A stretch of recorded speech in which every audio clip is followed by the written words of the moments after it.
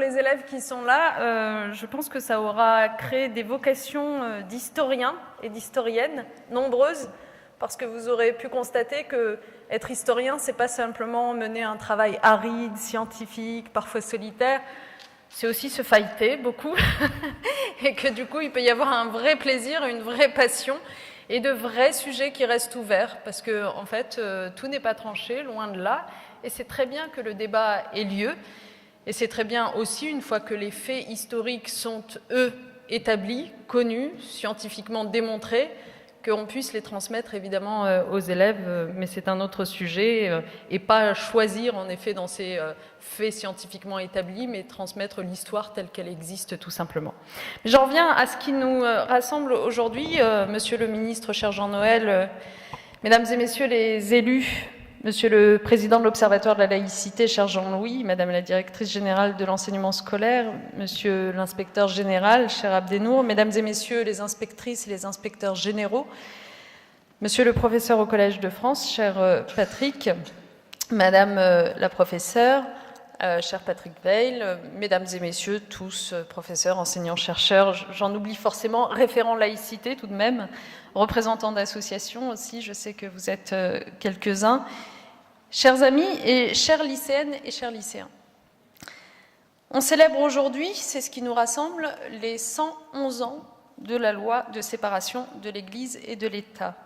Et c'est cette date du 9 décembre que nous avons choisi, nous, pour instaurer depuis l'année dernière, car il faut se souvenir que ça n'existait pas auparavant, la journée de la laïcité dans les établissements scolaires. Nous avons voulu systématiser cette journée de célébration, de projets, de travaux collectifs sur la question de la laïcité. Et pourtant, il y a un autre anniversaire qu'il ne faudrait pas oublier, c'est celui de la laïcité à l'école, qui, elle, a été instaurée à une autre date, qui n'est pas 1905, mais qui est le 18 mars 1882. En d'autres termes, la laïcité à l'école est plus ancienne que la laïcité dans notre République. La laïcité à l'école a fêté en mars dernier ses 134 ans. Pourquoi est-ce que je reviens sur cette antériorité de la laïcité à l'école par rapport à la laïcité dans l'État? C'est parce qu'elle est tout sauf anodine, évidemment. L'école a été déclarée laïque très exactement 1 an après la loi qui a instauré sa gratuité. En d'autres termes, la gratuité était venue lever un obstacle matériel à l'accès à l'école, et la laïcité venait à son tour, 1 an plus tard, lever un obstacle spirituel. Parce que ça n'est qu'à la condition que ces 2 entraves-là soient levées que l'on pouvait instituer, comme le fit alors Jules Ferry, l'obligation scolaire. Il y a dans la laïcité la volonté clairement affirmée par Ferdinand Buisson, que vous connaissez, d'accueillir tous les enfants, je cite, avec les croyances qu'ils tiennent de leur famille.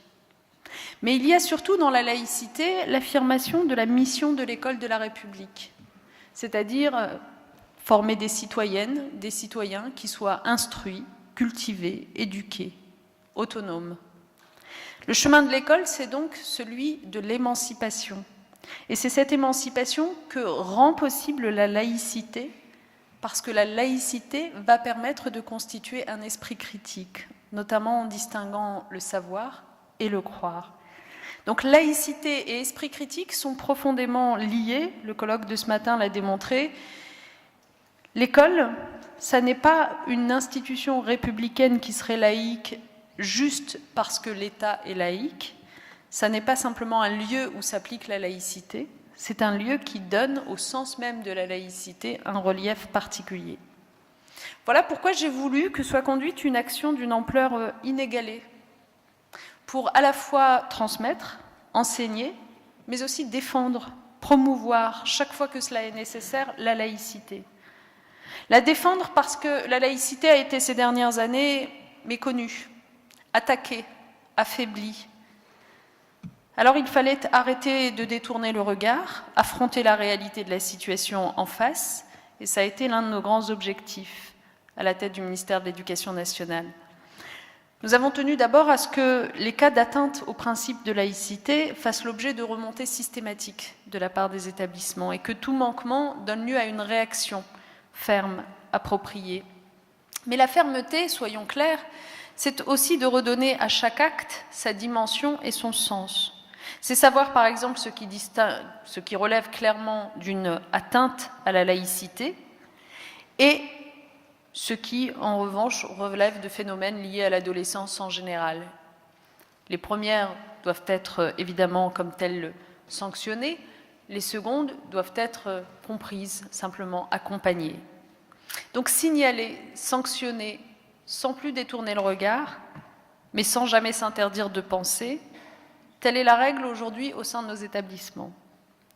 Être vigilant et ferme, c'est essentiel, mais c'est tout aussi essentiel d'expliquer et d'enseigner.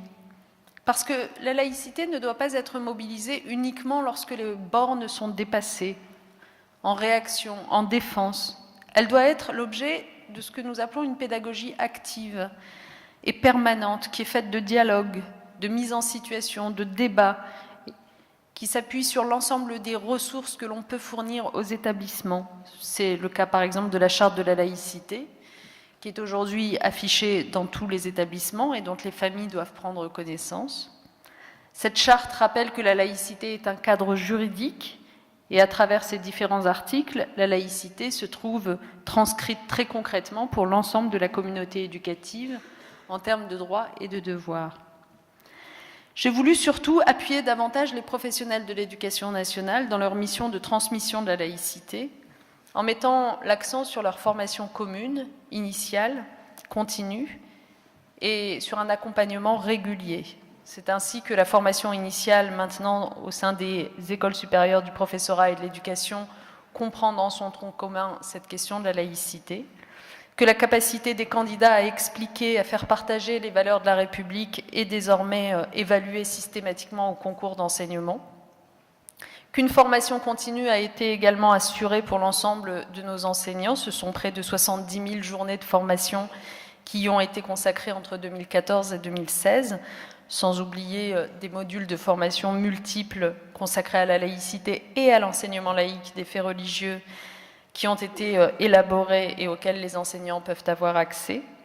Ce sont enfin des ressources pédagogiques qui ont été développées et disponibles sur Canopé. J'ai aussi voulu que l'on instaure des référents laïcité. Et je veux à nouveau saluer celles et ceux qui sont parmi nous aujourd'hui, parce qu'ils jouent dans la formation initiale, continue, dans l'accompagnement, un rôle très important, et surtout parce qu'ils interviennent, c'est quand même désormais la situation, à chaque fois qu'une équipe pédagogique dans un établissement se sent démunie face à une situation critique en matière de laïcité. Toujours pour renforcer cette culture commune de la laïcité, un livret a été transmis au personnel des établissements pour qu'ils puissent se l'approprier et la faire respecter avec une connaissance et une conscience claire de ces enjeux.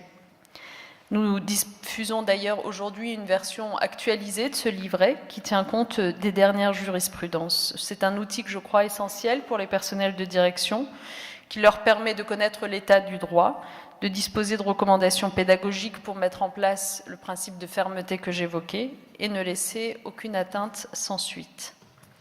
La volonté, au fond, elle est claire, c'est qu'aucun enseignant ne doit, au sein de sa classe, se sentir isolé, oublié, devant des contestations et des remises en cause de la laïcité. Et je suis heureuse de constater que, de fait, aujourd'hui, nos personnels ont moins que par le passé ce sentiment de se sentir livrés à eux-mêmes sur le sujet. Parce que la laïcité, mesdames et messieurs et chers élèves en particulier, je le disais tout à l'heure au lycée Paul Bert et je le redis, c'est un bien trop précieux pour ne pas mettre en œuvre tout ce qui est nécessaire pour sauvegarder, transmettre, enseigner cette valeur cardinale de notre République.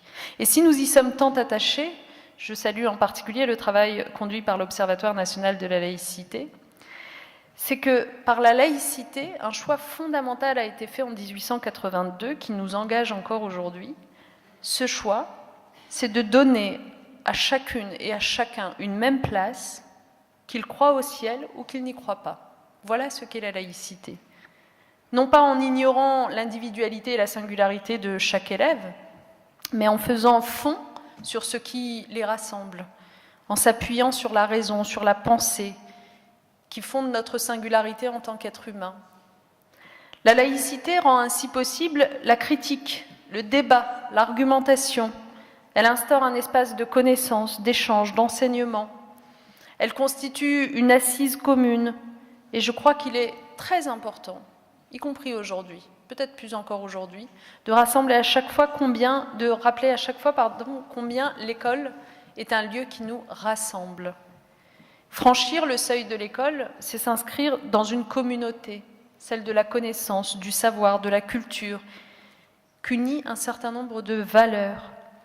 Or, la laïcité est profondément liée à ces valeurs. C'est bien sûr une loi, mais ce qui est à l'origine de cette loi, la loi de 1905, c'est la tolérance, l'ouverture, une certaine idée de l'humanité, du progrès. Ça n'est donc pas quelque chose d'abstrait et de désincarné. Ça se vit donc quotidiennement. Et c'est pour ça que j'ai voulu, par exemple, instaurer des cérémonies républicaines et laïques de remise du diplôme national du brevet. Parce qu'à travers ces cérémonies s'exprime un attachement à l'école, à ce qu'elle défend, à ceux qui la font vivre.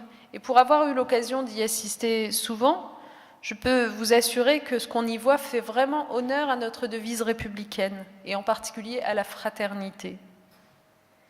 Et donc, oui, l'école a besoin de ces valeurs, de ces symboles, de ces rites qui viennent forger son identité commune et qui rappellent qu'elle est fondée sur des valeurs partagées.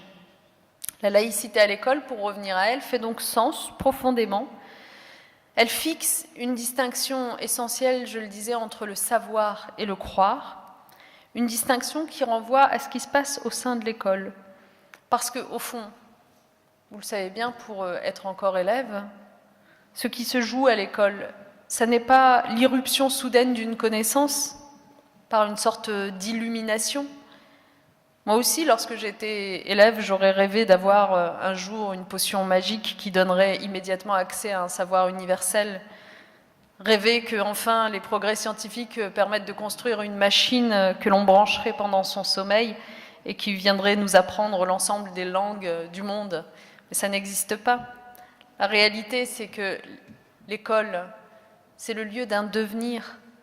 L'école, elle ne transforme pas, elle ne métamorphose pas.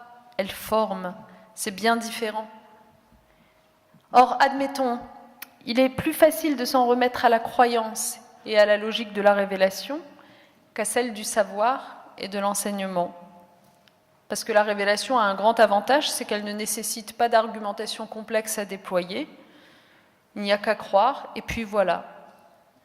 Et croire, entendons-nous bien, ne renvoie pas forcément toujours aux religieux. Il y a des choses qu'on croit sans forcément qu'elles relèvent du religieux.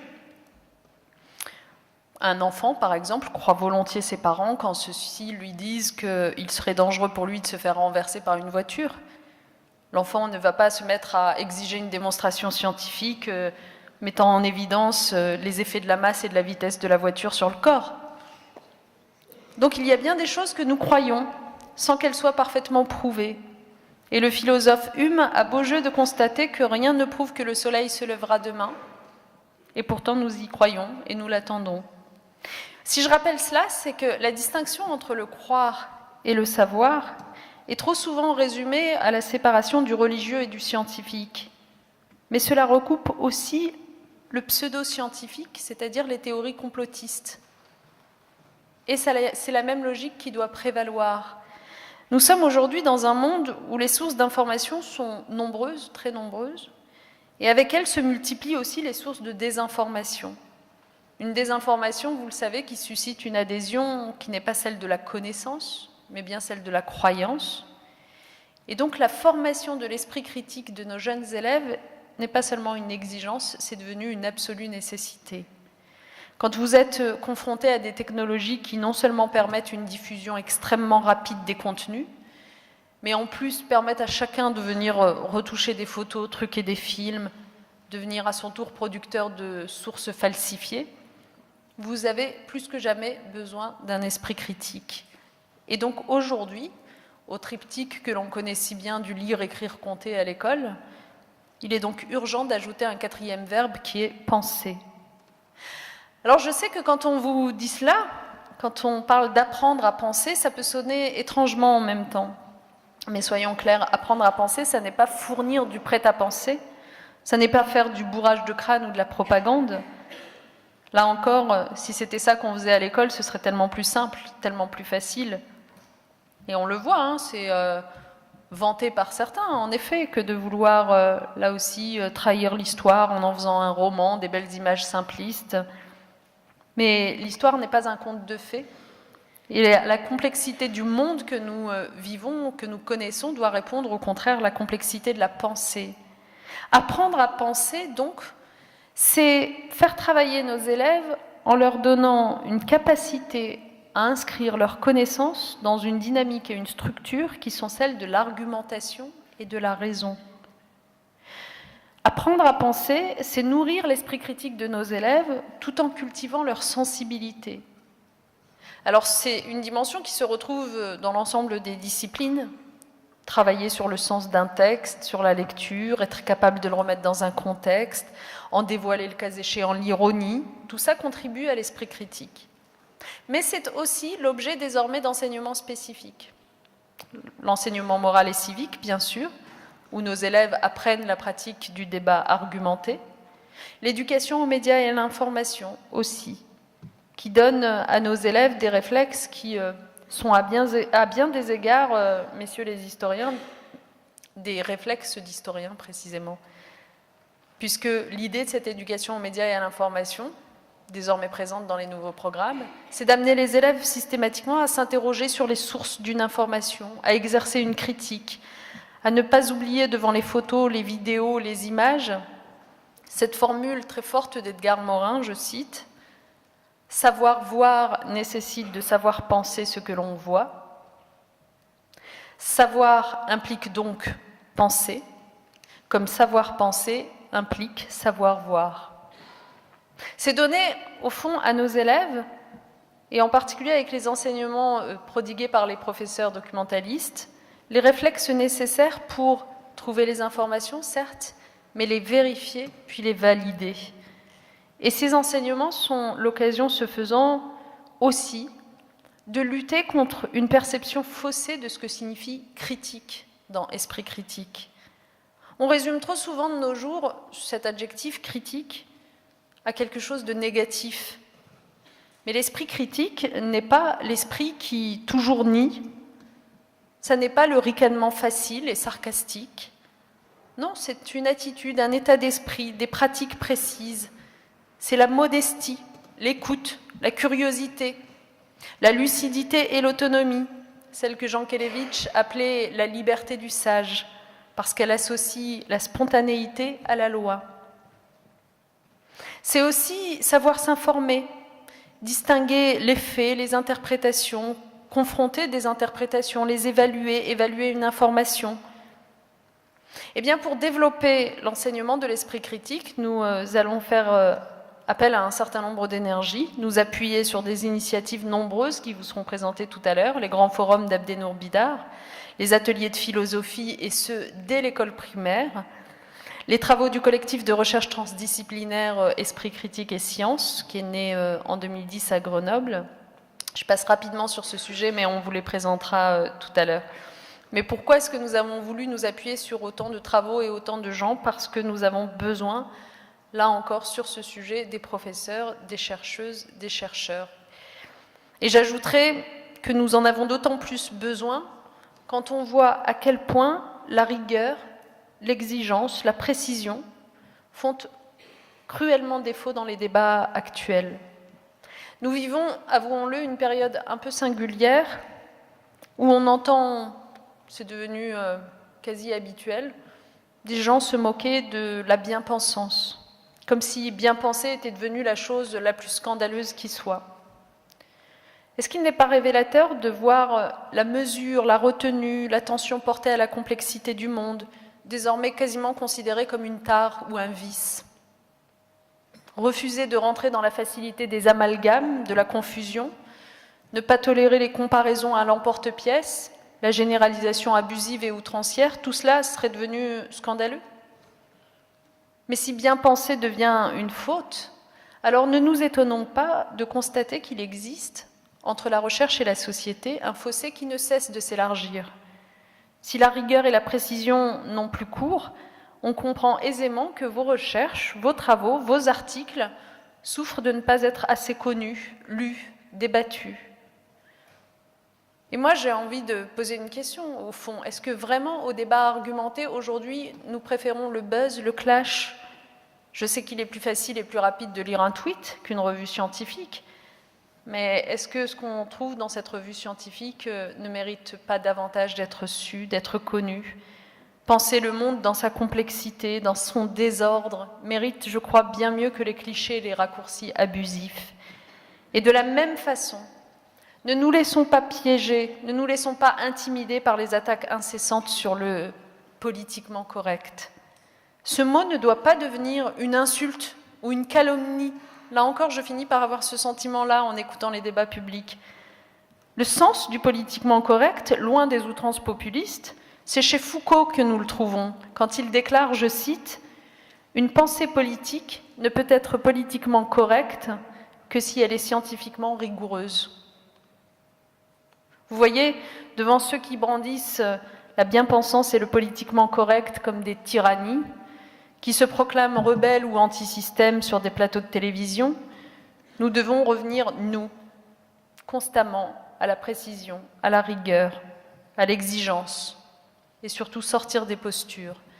Si nous voulons enseigner à nos élèves l'esprit critique, si nous voulons le leur transmettre, nous devons renouer avec un débat d'où ne serait pas exclue la pensée.